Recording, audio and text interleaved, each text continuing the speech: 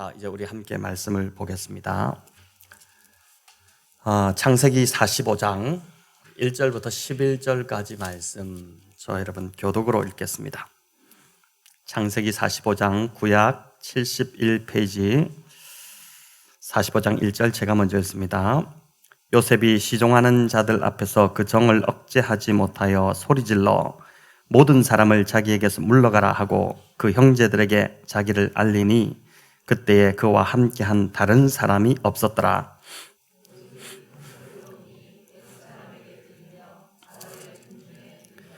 요셉이 그 형들에게 이르되 나는 요셉이라. 내 아버지께서 아직 살아계시니까. 형들이 그 앞에서 놀라서 대답하지 못하더라.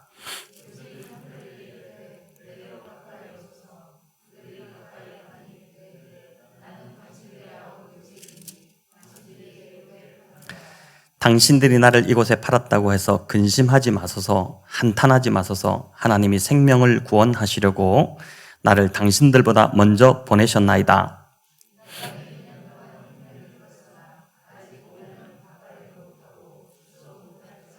하나님이 큰 구원으로 당신들의 생명을 보존하려고 당신들의 후손을 세상에 두시려고 나를 당신들보다 먼저 보내셨나니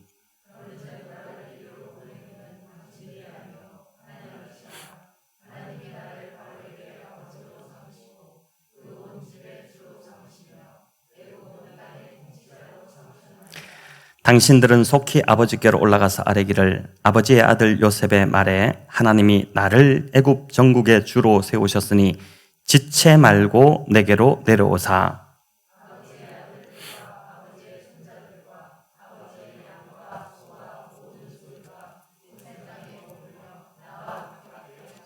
같이 했습니다. 흉년이 아직 5해가 있으니 내가 거기서 아버지를 복량하리이다. 아버지와 아버지의 가족과 아버지께 속한 모든 사람에게 부족함이 없도록 하겠나이다 하더라고 전하소서. 아멘.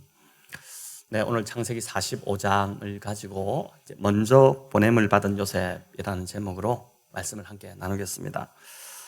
인생은 보니까 이제 크고 작은 사건들의 연속이라고 할 수 있습니다. 새해 지난 첫 주만 하더라도 여러 사건들이 또 있었을 것입니다.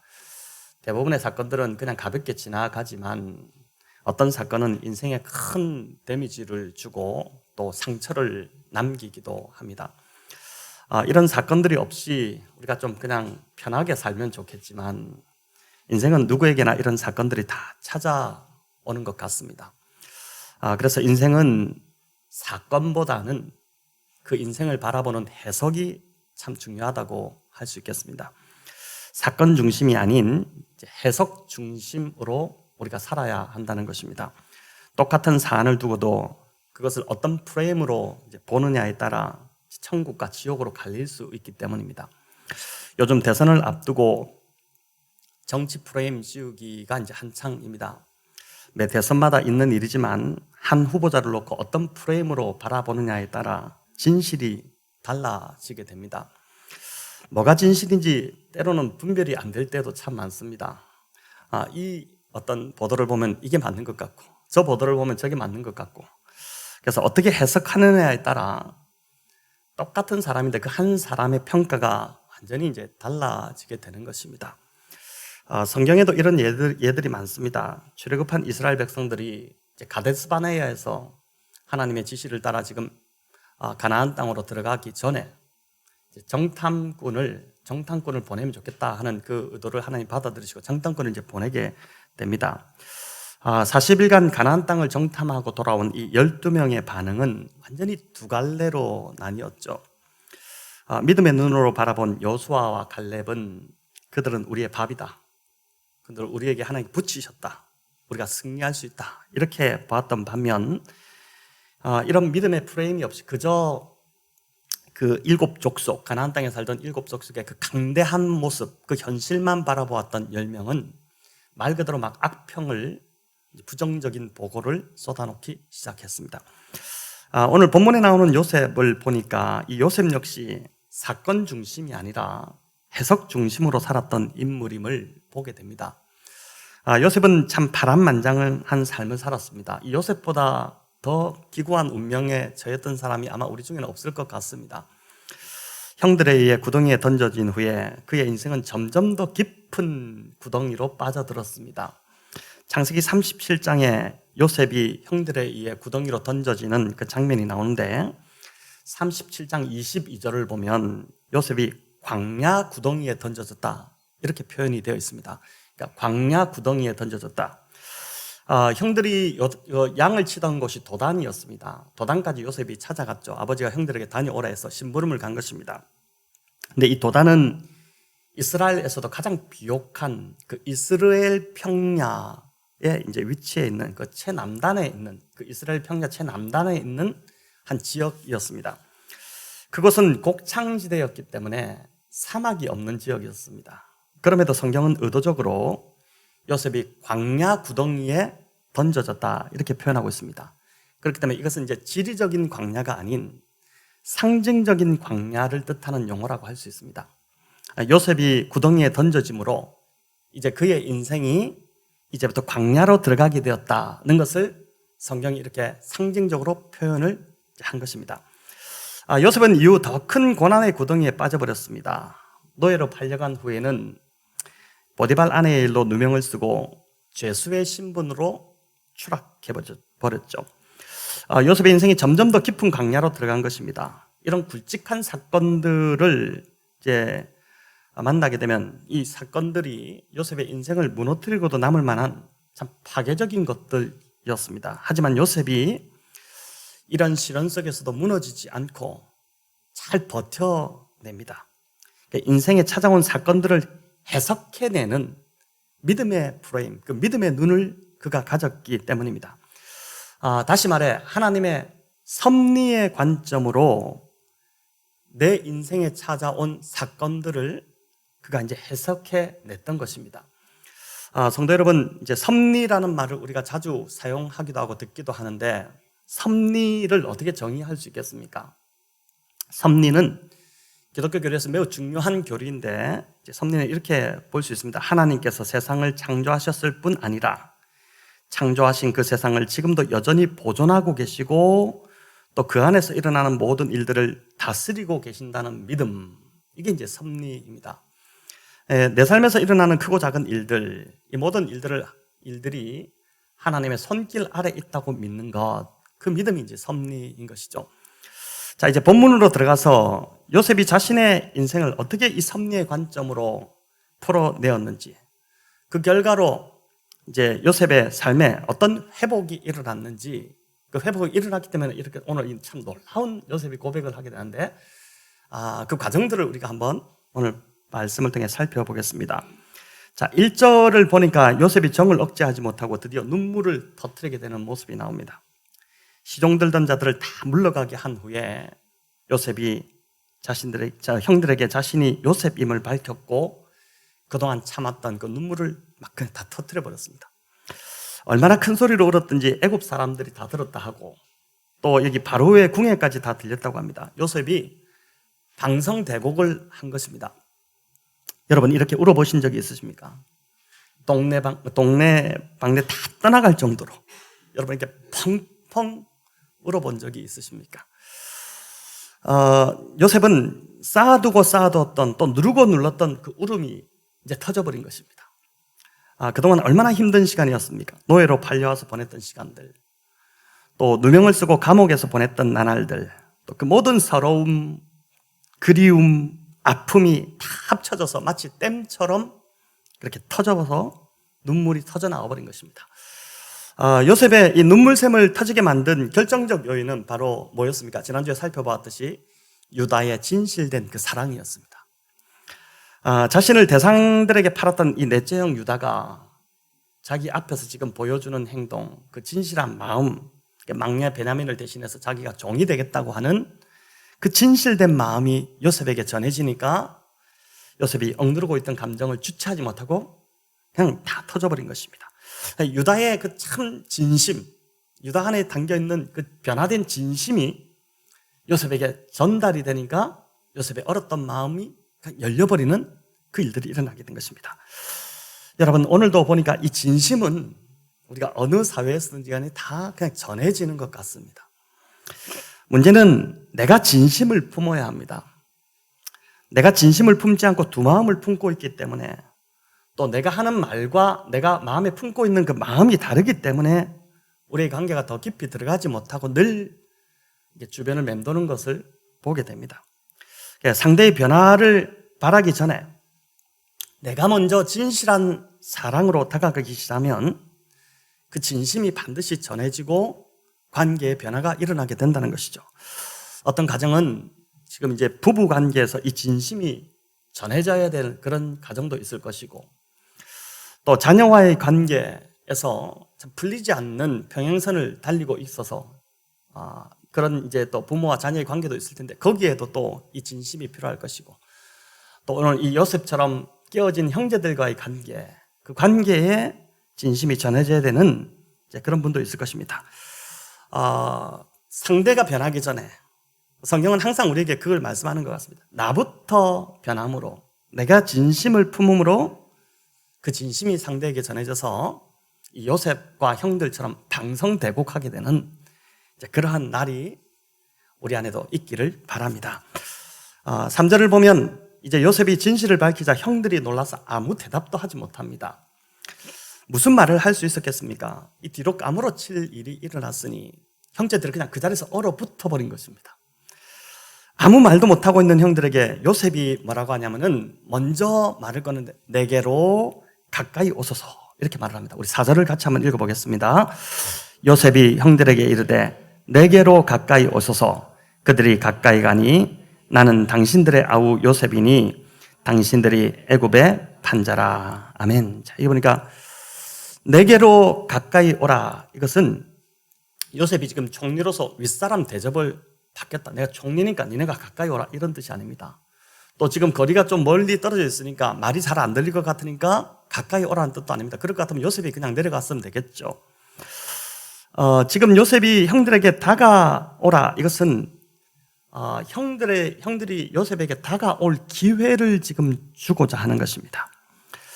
자신은 이미 용서할 준비가 되어 있다는 것이죠. 이제는 형들이 와야 된다는 것입니다. 그러니까 용서받고 싶은 마음도 없는 자를 용서할 수 없지 않습니까? 형들은 이미 변했고 당연히 요셉에게 용서를 구하고 싶어 하고 있는 것을 요셉이 알고 있습니다. 근데 너무 미안해서 차마 그 20년 세월이 넘는 동안 요셉에게 상처 줬던 그 상황이 너무 미안하니까 용서를 구할 면목도 없는, 감히 나아가지 못하는 그 형들, 주저주저하고 있는 형들을 요셉이 가까이 오소서, 그러면서 용서할 기회를 지금 주고 있는 것입니다. 자, 이 부분을 히브리 원어로 보니까 내게로 가까이 오소서, 그들이 가까이 가니 이제 오라 가라, 이 말이 히브리 원어로 보니까 한 어원입니다. 나가시라는 단어인데, 이 단어는 구약에서 주로 제사장들이 이제 하나님께 나아가서 죄를 자복하고 하나님과의 관계를 회복할 때, 그러기 위해서 하나님께 제단으로 이렇게 나아갈 때 사용하던 단어가 바로 이제 이 단어입니다. 자, 그렇기 때문에 지금 요셉이 형들에게 내게 가까이 오소서 이렇게 하는 것은 죄를 용서받기 위해서 지금 나에게 나아오라, 이런 뜻입니다. 그런데 4절을 다시 보면 뭐라고 합니까? 가까이 오라 해놓고 나는 당신들의 아우 요셉이니 당신들이 애굽의 판자입니다, 이렇게 하는 것이죠. 아니, 가까이 오라 해놓고 마치 지금 원망하는 또는 그들의 형제들의 죄를 들추어내는 것처럼 그렇게 들려집니다. 그런데 그 말이 아닙니다. 당신들이 나를 팔았다, 이 뜻은 어떤 뜻이냐면은, 형들은 지금 어안이 벙벙해서 자신들 앞에 서 있는 이 요셉이 진짜 요셉이 맞는가 반신반의, 아니 저기 요셉이 맞나? 이렇게 하고 있는 상황입니다. 자, 뭘 말하면 될까요? 20년 전에 그 일은 형들과 요셉만 알고 있는 일들입니다. 아무도 모릅니다.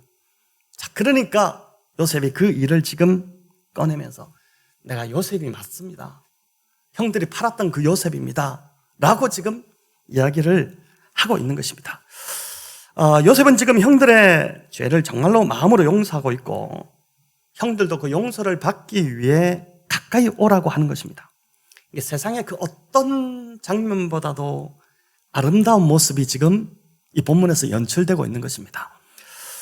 요셉은 자신을 팔았던 형들이 요셉이 이제 이 자신을 팔았던 형들을 이렇게 용서할 수 있었던 힘, 과연 그게 어디서 나왔을까요? 여러분, 이어지는 5절에서 이제 우리가 그것을 보게 되는데, 이 5절은 이 창세기에서 어떻게 보면 성경에서 가장 아름다운 고백이 이제 여기 5절에 나옵니다. 우리 같이 한번 읽어볼까요? 당신들이 나를 이곳에 팔았다고 하소. 근심하지 마소서. 한탄하지 마소서. 하나님의 생명을 구하려고 나를 당신들보다 먼저 보내셨나이다. 아멘. 하나님이 생명을 구하시려고 당신들보다 나를 먼저 보내셨다. 자, 이 한마디 속에도 보니까 형들의 입장을 먼저 좀 깊이 배려하고 있는 요셉의 마음을 보게 됩니다. 참 요셉이 굉장히 따뜻하고 배려하는 사람입니다. 형들에게 근심하지 말라, 한탄하지 말라 이렇게 하죠. 요셉이 총리라는 사실을 알고 이 형들이 얼마나 놀랐겠습니까? 그 순간 가장 먼저 찾아온 감정은 두려움이었을 것입니다. 굉장히 두려웠겠죠. 지금 자신들의 죄가 밝히 드러나고 있는 순간입니다. 20년간 꽁꽁 숨겨뒀던 죄가 그냥 드러나는 순간이니까 너무 두렵지 않았겠습니까? 그것도 지금 동생이 애굽의 총리가 되어 있으니 자칫 잘못하면 그 순간에 목숨이 날아갈 상황입니다. 자, 이런 형들의 마음을 알았기에 요셉이 제일 먼저 근심하지 말라고 하는 것입니다. 안심하라는 것입니다. 걱정하지 말고 안심하라. 여러분, 겁을 주고 불안하게 하는 것, 이 그리스도인들의 모습이 절대 아닙니다. 그러니까 안심을 주고 그 사람이 이제 마음을 잘 요동하지 않을 수 있도록 도와주고 이렇게 하는 것, 위로해주고 격려해주고, 이게 이제 하나님의 사람들의 모습인 것이죠. 두 번째로 요셉이 이제 형들에게 한탄하지 말라고 합니다. 여러분, 한탄하다는 말은 히브리 원어로 보면 뜻이 명확해지는데 스스로에게 화내지 말라 이런 뜻입니다. 한탄하지 말라, 스스로에게 화내지 말라. 자신들이 얼마나 멍청한 일을 했는지를 깨닫고 자책할 것을 염려해서 그렇게 하지 말라는 것입니다. 우리 역시 참 한탄할 때가 많습니다. 지난 한 주만 하더라도 스스로에게 화내고 자책할 때가 참 많지 않았습니까? 내가 왜 그랬을까? 이게 늘 우리가 갖고 있는 거죠. 내가 왜 그랬지? 또 나는 왜 이것밖에 되지 않나? 이렇게 자꾸 자책하고 스스로에게 또 화를 내고 합니다. 근데 그렇게 하지 말라는 것입니다. 그런 생각이 들 때마다 여러분, 이번 주는 이렇게 하십시오. 괜찮아. 다음에 잘하면 되지 뭐. 지금까지 충분히 잘했잖아. 또 앞으로도 잘할 수 있을 거야. 이렇게 이번 주 이 한탄스러운 마음이 들 때 나 자신을 이렇게 스스로 좀 위로하시기 바랍니다. 왜냐하면 하나님도 우리가 한탄하는 것을 원치 않으시기 때문입니다. 뭐 다음에 잘하면 되지 않겠습니까? 근심하고 한탄에 빠진 형들에게 요셉은 이 모든 것이 하나님의 계획이었고 섭리였다는 이야기를 들려줍니다. 가족의 생명을 구원하시기 위한, 그래서 요셉을 가족들보다 먼저 애굽에 보냈다는 그런 방향으로 지금 이야기를 하는 것입니다. 지난주에도 말씀드렸지만 누구나 자신의 삶의 그 발목을 잡고 있는 한 부분이 속에 나도 사실 잘 모르고 있는 어떤 부분이 있습니다. 그것 때문에 앞으로 나아가지도 못하고 영적으로 자라가지도 못하는, 잘 지내다가도 그 부분만 건드리면 갑자기 알레르기 반응을 일으키는, 그래서 얼굴이 붉어지고 막 화가 쏟아나고 이런 것이 있는데, 요셉에게는 이것이 형들에게 버림받았던 깊은 상처였고 형들은 요셉을 팔아버린 죄책감이었습니다. 그러니까 상처와 죄책감이 지금 만난 것이죠. 형들은 평생 이 죄책감이 자신들을 따라다니며 괴롭혔습니다. 영적으로 자라가고 싶어도 이 죄책감에 눌려서 자라지 못했습니다. 요셉은 또 형들로부터 받은 깊은 상처가 있고 형들은 동생을 팔아먹은 죄책감이 있습니다. 이걸 어떻게 해결할 수 있겠습니까? 여러분, 이게 어떻게 해결되겠습니까? 그것도 20년의 고리입니다. 이게 어떻게 해결될까요? 요셉이 하나님의 섭리의 관점으로 또 믿음의 프레임으로 이 사건을 바라보기 시작하니까 20년 넘게 깊게 이제 패였던 그 관계의 골이 비로소 해결되는 것을 보고 있는 것입니다. 요셉이 30살의 총리가 된 후에 7년 대풍년을 지났습니다. 그리고 지금 흉년을 2년째 지나고 있습니다. 그러니까 요셉이 나이가 39살이 된 것입니다. 또 아버지와 형들과 헤어진 것으로 따져보니까 22년이 지났습니다. 17세에 팔려서 13년간 종살이와 옥살이를 하고 총리가 되니까 30이 되지 않습니까? 그러니까 13년간 그렇게 보냈고 또 7년 대풍년과 2년간의 흉년을 맞았으니까 지금 고향을 떠난 지 22년이 된 것입니다. 제가 제 인생을 어제 이 설교를 준비하면서 따져보니까 2001년 9월에 서울영동교회 전도사 3년차 때 부임을 했었고 그때부터 지금 이 개척 자리까지 오기까지 따져보니까 거의 비슷한 시간입니다. 저도 이 설교를 준비하면서 그래서 하나님의 인도하심을 돌아보면서 참 감회가 새롭기도 했었는데 요셉 역시 이 22년의 시간을 돌아보며 정말 하나님의 은혜였다는 생각을 했을 것입니다. 여러분 22년이면 결코 짧은 시간이 아닙니다. 그런 세월이 아니죠. 그 긴 세월을 요셉이 오직 하나님을 믿는 그 믿음 하나로 버텨냈습니다. 노예로 팔렸을 때도 하나님이 선하게 인도하실 줄을 믿고 삶을 부정적으로 보지 않으려고 요셉이 최선을 다했고 또 억울한 누명을 쓰고 감옥에 갔을 때도 아니 왜 이렇게 삶이 더 힘들어지나 이러면서 신세한탄하지 않고 모든 것을 다 아시는 하나님께서 나를 감옥에 보내셨다면 반드시 무슨 이유가 있을 것이다. 이렇게 하면서 이제 그 시간을 인내하며 견뎌낸 것입니다. 자, 그런 시간들이 다 지나고 나서 돌아보니 요셉이 의미 없는 시간이 하나도 없었다는 것을 발견하게 된 것입니다. 보디발 장군의 집안 살림을 도맡아 경영해 보았기 때문에 애굽이라는 나라 살림을 맡아 감당할 수 있었고 또 감옥에 갔기 때문에 바로의 떡과 는장과 술과 는장을 만날 수 있었고 그들과 인연이 되었기 때문에 그 꿈을 해몽했었고 결국 그것이 끈이 되어 바로에게 나아가는 그래서 바로의 꿈을 해몽할 수 있게 되었다는 깨달음이 온 것입니다. 자, 이런 섭리의 관점으로 모든 걸 바라보기 시작하면 감사하지 않을 것이 하나도 없는 것입니다. 심지어 나를 힘들게 했던 사람들까지도 지나고 보면 다 나에게 축복이었고 그들이 나를 연단하기 위한 하나님께서 나를 연단시키기 위해서 그들을 사용한 그 도구에 불과했다는 것을 이제 깨닫게 되는 것입니다. 요셉에게는 자신을 팔았던 형들뿐만 아니라 보디발의 아내, 이 보디발의 아내도 정말 참 마음이 굉장히 상처였지 않겠습니까? 그런데 이 보디발의 아내조차도 감사한 사람이 된 것이죠. 만약 보디발의 아내가 유혹하지 않았다면 요셉은 어떻게 됐겠습니까? 여전히 보디발의 집에서 가정 종무로 열심히 그냥 종으로 살았겠죠. 보디발 아내 때문에 감옥에 가게 되었고 감옥에 갔기 때문에 술 맡은 관원장의 꿈을 해석했고 바로 앞에 설 수 있었던 것입니다. 당시로서는 요셉이 이 보디발 아내가 굉장히 야속하고 미웠겠지만 지나고 보니까 자신을 바로왕 앞에 설 수 있도록 해준 그 감사의 대상이었던 것입니다. 여러분 요셉이 총리가 되고 나서 가장 먼저 뭘 해보고 싶었겠습니까? 만약 여러분이라면 가장 먼저 뭘 하고 싶었겠습니까? 아마 굉장한 총리의 행차를 꾸며서 보디발의 집에 제일 먼저 가보고 싶지 않았겠습니까? 보디발의 집에 딱 들어가가지고 내가 총리가 됐다 이렇게 하면 이제 보디발도 나와서 막 엎드릴 것이고 무엇보다 보디발의 그 아내가 덜덜덜덜 떨면서 그 앞에 엎드리는 거 그거 보고 싶지 않았겠습니까? 근데 요셉이 하나님의 섭리의 관점으로 이 모든 것을 바라보니까 그렇게 할 이유가 없는 것입니다. 오히려 감사한 사람이 된 것이죠. 여러분 그래서 성숙한 사람들은 그냥 지나가는 것이 참 그 성숙한 모습인 것 같습니다.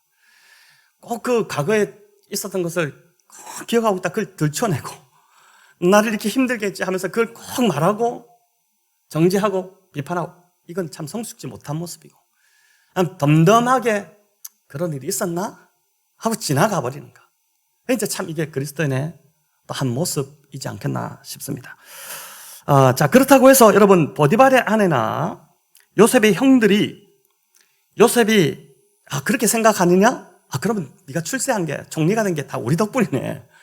형들이 우리가 너를 팔았기 때문에 네가 그렇게 총리가 된 것이고 또 요셉의 보디발의 아내도 내가 당신을 유혹했기 때문에 그 총리가 될 수 있지 않았습니까? 이렇게 말할 수 없다는 것입니다. 그래서 여러분 섭리를 누가 말하느냐가 중요합니다.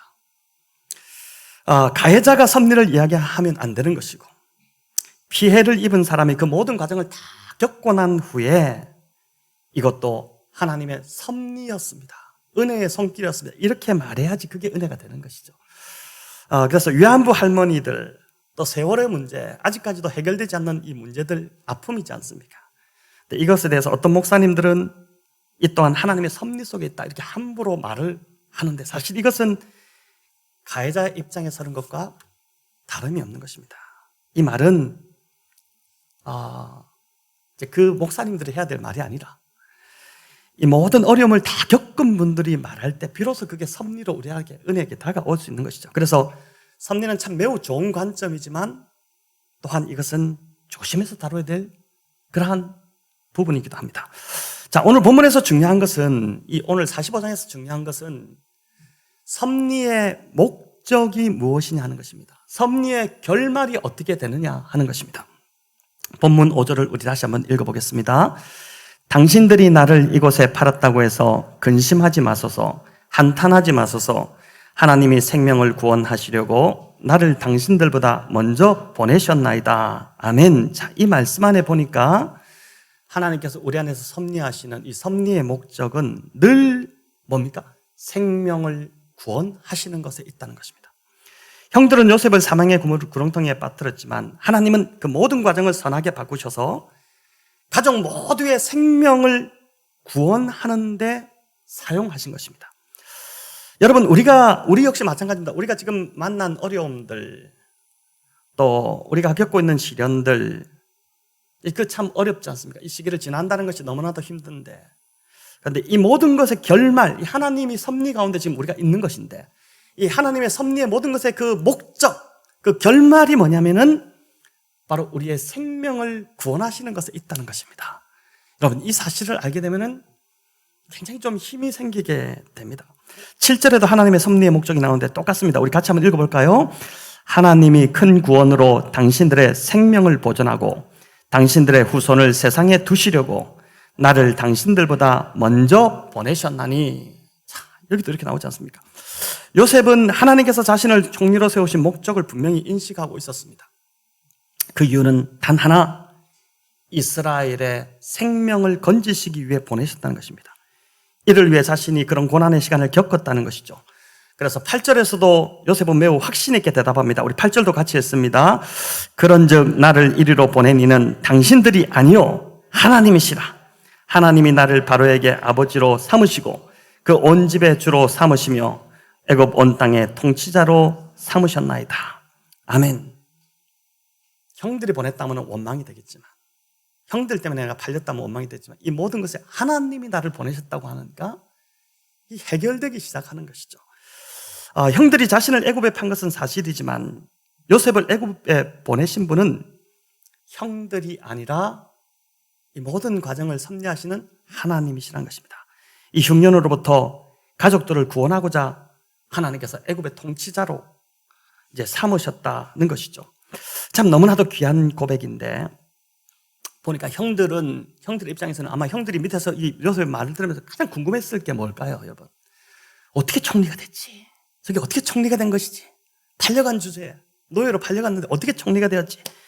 이게 관심이 더 컸겠지만 총리의 자리에 앉아 있는 요셉의 관심사는 어떻게 이스라엘을 구원할지, 이게 관심이었던 것입니다. 여러분, 이처럼 하나님의 섭리를 깨달은 자들은 자리보다 그 자리에서 해야 할 사명에 더 관심이 있는 것입니다. 특별히 이번에 직분을 맡으시는 분들이 이 마음을 잘 새기고 붙들었으면 좋겠습니다. 직분을 받는 것보다 더 중요한 것은 그 직분을 통해서 영혼을 구원하고 교회를 살리는 일임을 인식하시고 이 일에 삶을 들이시는 우리 직분자들 다 되시기를 바랍니다. 요셉이 이제 섭리의 목적이 깨달아지자 손 놓고 가만히 있을 수가 없었습니다. 시간이 급해집니다. 이 섭리의 목적이 깨달아지니까 시간이 정말 1시간 1시간이 참 소중한 시간이 되는 것입니다. 우리 9절부터 11절까지 같이 읽어볼까요? 당신들은 속히 아버지께로 올라가서 아뢰기를 아버지의 아들 요셉의 말에 하나님이 나를 애굽 전국의 주로 세우셨으니 지체 말고 내게로 내려오사 아버지의 아들들과 아버지의 손자들과 아버지의 양과 소와 모든 소유가 고센 땅에 머물며 나와 가깝게 하소서. 흉년이 아직 5해가 있으니 내가 거기서 아버지를 복양하리이다. 아버지와 아버지의 가족과 아버지께 속한 모든 사람에게 부족함이 없도록 하겠나이다 하더라 전하소서. 아멘. 여러분, 요셉은 이미 가족들이 정착할 땅을 다 알아보고 있었습니다. 아마 베냐민, 처음에 형들이 내려왔을 때 베냐민을 데리고 오라고 형들이 가서 한참을 지체하다가 오지 않습니까? 이제 준비해야겠다. 아마 그렇게 아무도 그보다 더 일찍 준비했을 수도 있겠죠. 이 고센이라는 땅은 요셉과 야곱과 그의 자손들이 다 이제 양을 치는 목축을 했기 때문에 이집트에서 목축하기에 가장 좋은 땅이 고센이었습니다. 뿐만 아니라 이 고센은 애굽 출애굽의 경로, 그러니까 가나안 땅으로 가는 길목에 있는 그러한 지역이었습니다. 그러니까 요셉이 지금 이 가족들이 거하는 땅을 알아보면서 출애굽까지 지금 내다보고 있었다는 것을 이제 보여주는 것이죠. 11절 여기 뭐라고 합니까? 아버지와 가족들이 여기 와서 살 때에 부족함이 없도록 다 준비해 놓을 테니 안심하고 내려오셔서 다 준비하겠습니다. 이게 얼마나 안심이 되는 말입니까? 걱정하지 마십시오. 다 준비해 놓을 테니까.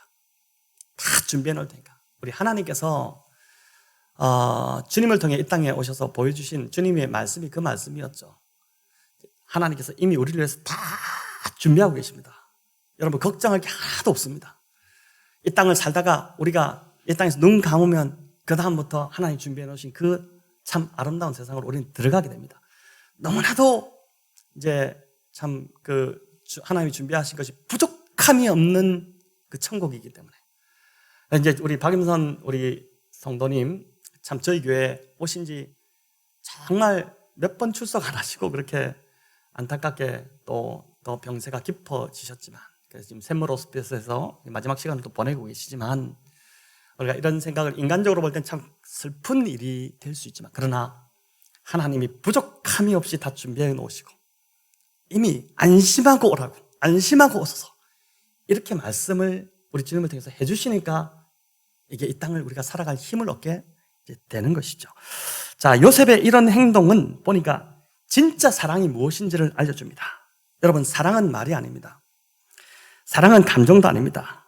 보니까 이 요셉처럼 사랑은 말 없이 그냥 미리 준비하는 것입니다. 이게 진짜 직분자의 모습이어야 합니다. 이 성도의 모습이어야 합니다. 영혼의 구원을 위해서 또 교회를 세우기 위해서 필요한 것이 보이면 말만 하는 사람, 뭐가 지금 여기 교회가 엉망이다, 뭐가 잘 안 된다 이렇게 말만 하는 사람이 있는 반면 그냥 말 없이 조용히 가서 그냥 자기가 알아서 준비해버리는 사람이 있습니다. 근데 이게 진짜 사랑인 것이죠. 사랑이 있으면은 이렇게 준비가 되는 것입니다. 성도들이 부족함 없도록 안심하고 신앙생활 할 수 있도록 자신을 희생해서 준비하는 것. 여러분, 이게 진짜 사랑인 것입니다. 야곱이 얼마나 고집이 센 사람이었습니까? 우리가 잘 알듯이 살펴봤듯이. 자기 주관이 뚜렷합니다. 하지만 요셉이 이렇게 준비된 사랑의 마음, 그게 전달되니까 야곱의 마음이 움직여져서 애굽으로 내려올 수 있었던 것입니다. 애굽으로 가게 결정하게 된 것이죠. 자, 여러분, 오늘 설교 제목이 먼저 보냄을 받은 요셉인데 이 보내다는 원어, 이 계속 이제 내가 먼저 보내셨나이다, 이 보내다는 단어가 계속 반복되는데 70인역 헬라어 원어로 보니까 이 보내다는 것이 아포스텔로라는 단어입니다. 여기서 사도라는 아포스텔로스라는 단어가 나왔습니다. 보냄을 받은 자, 사도는 보냄을 받은 자라는 뜻입니다. 그래서 신약의 바울을 포함한 12사도들은 보내심을 받은 자들입니다. 구원의 복된 소식을 전하기 위해서 예수님께로부터 사명을 받고 보냄을 받은 자들이 사도들입니다. 그런데 이 사도보다 먼저 이 땅에 보냄을 받고 오신 분이 있습니다. 바로 예수님이십니다. 죄로 인해 죽어가는 인간들을 구원하시기 위해서 하나님이 먼저 보낸 자, 그가 바로 예수 그리스도입니다. 그러니까 요셉이 예수님을 예표한다고 할 수 있는 것이죠. 예수님은 이 땅에 오셔서 12제자를 부르셨습니다. 그리고 그들을 훈련시키셔서 다시 보내셨습니다. 죄인들에게 십자가의 복음을 전해 그들을 살리라고 보내신 것입니다. 주님은 또한 저와 여러분을 하나님의 자녀로 부르셨습니다. 그러니까 보니까 기독교는 부르심과 보내심, 이 두 가지입니다. 우리를 부르시고 하나님과 함께하기 위해서 또 훈련시키셔서 다시 세상으로 보내시는 것입니다. 저와 여러분을 하나님의 자녀로 부르시고 뿐만 아니라 세상으로 보내셔서 가정에 또 직장에 내 주변 이웃들에게 친구들에게 가라고 보낸 겁니다. 왜 가라고 했습니까? 예수님이 생명을 주실 수 있는 분임을 전하라고 보내는 것입니다. 그래서 우리가 여러분 그냥 살면 안 됩니다. 그냥 하루하루 내 먹고 살기 바쁘게 살면 안 되고 그리스도인은 세상과 다르게 우리에게 이런 부르심이 있다는 것을 늘 부담을 갖고 살아야 됩니다. 우리는 부르심을 받았고 우리는 또한 세상으로 보내심을 받은 것이다. 여전히 믿지 않는 가족들 올해는 꼭 구원받을 수 있도록 여러분 애쓰고 힘쓰고 기도하셔야 되고 또 주변의 직장의 일터에 믿지 않는 자들 나의 이 보내심을 통해 그들이 복음을 들을 수 있도록 여러분 부담감을 가지고 올 한 해를 걸어가야 하는 것입니다. 성도 여러분, 이런 섭리의 관점, 구원의 관점으로 우리의 삶을 돌아본다면 지금 우리가 겪고 있는 이 어려움이 이해가 되기 시작할 것입니다.